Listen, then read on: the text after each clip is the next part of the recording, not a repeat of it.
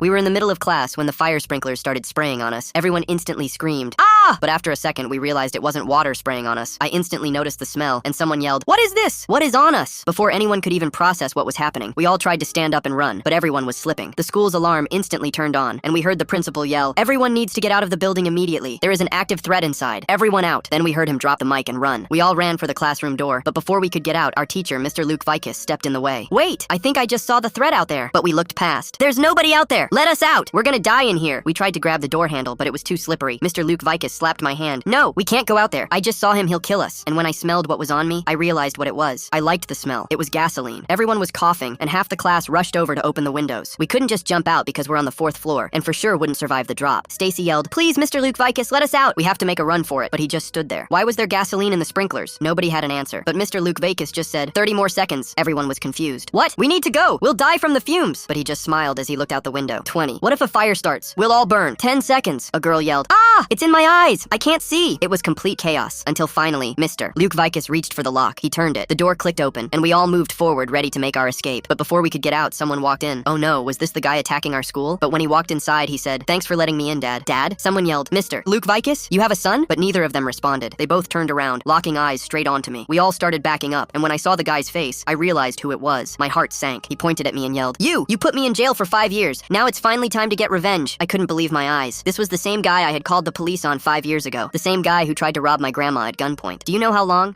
I've waited to see you burn?" He pulled something out of his pocket and held it up, and the class realized what it was. It was a Bic lighter. Everyone started panicking because one tiny flame and we'd all immediately burn. I yelled, "No, please, you'll kill us all." He just smiled, and Mr. Luke Vicus stared at us. We were all huddled in the corner, and he kept flicking. We were all screaming, "Stop, please, we'll all die." But nothing was happening. He flicked over and over, and I knew I had to stop him before it worked. "Please, my grandma was all I had. I didn't mean to make you suffer." And when I said that, I saw Mr. Luke Vicus look at me. He was staring at me, looking over at his son. We were all crying, and I saw him really looking at his son like he didn't know who he was. Flick, flick. Then finally, it caught a flame. He held it up for us to see, just waiting to drop it onto the floor, and our whole class would light up in seconds. But then I saw Mr. Luke Vicus pick up the fire extinguisher from the wall. There was no way that tiny thing would save us from the fire. But as we all stood there, his son said, "This is for what you did, for putting me in prison with those diddlers. Say goodbye." But right before he dropped the lighter, Mr. Luke Vicus raised the fire extinguisher, and in one moment, he slammed it down on his son's head. We all heard the bonk. His son fell over, and Mr. Luke Vicus stood there panting. He was crying. "I'm so sorry. I failed all of you. My son was a monster." The police ran in and grabbed him, and he looked at me one more time with tears in his eyes as they took him out.